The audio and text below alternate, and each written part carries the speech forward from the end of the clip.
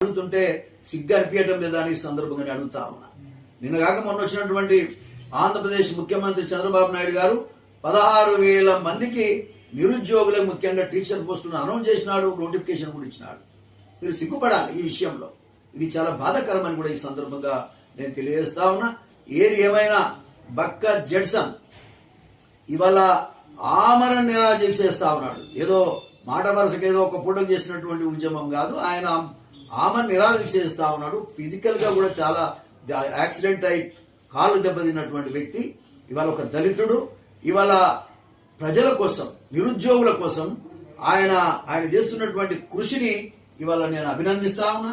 ఇవాళ ఆమరణ నిరాహార దీక్ష చేయటం అంటే మాటలు కాదు. ఆయనకి ఏదన్నా జరిగితే కూడా దానికి పూర్తి బాధ్యత రేవంత్ రెడ్డి గారిని కూడా ఈ సందర్భంగా తెలియజేస్తా. ఈ రాష్ట్రం మరి బగ్గుమని మండేటువంటి పరిస్థితి ఉంటుందని కూడా ఈ సందర్భంగా తెలియజేస్తా. దీన్ని గమనించవలసిన అవసరం ఉంది. ఎందుకు ఒక కమిటీ వేయటం లేదు? మీరు ఒక కమిటీ వేసి అసలు వాళ్ళ బాధలేంది, ఉన్న పరిస్థితులు ఏంది గమనించవలసిన అవసరం లేదా? ఇవాళ 4 డిమాండ్స్ ఉన్నాయి. ఆ 4 డిమాండ్లో మరి పరిష్కరించాలి కానీ ఏవి కావు. దీంట్లో ఏ ఒక్కటి కూడా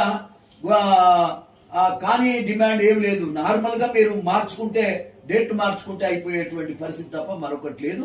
కాబట్టి ఇవాళ గురుకుల డౌన్ మెరిట్ లిస్ట్ అంటే కింది నుంచి పైనుంచి చేయాల్సిన బదులు కింది నుంచి మరి సెలెక్షన్ చేస్తున్నారు. అది మంచి పద్ధతి కాదనేటువంటిది ఒక అభిప్రాయం. అదేవిధంగా డిఎస్సి పరీక్షలు వాయిదా వేయాలని చెప్తారు. ఏంటి 10 రోజులు వాయిదా వేస్తే వచ్చే నష్టం ఏముంది విద్యార్థుల కోసం?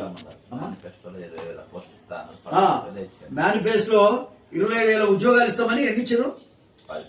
11,000 అనౌన్స్ చేసినారు. ఇది డిఎస్సి.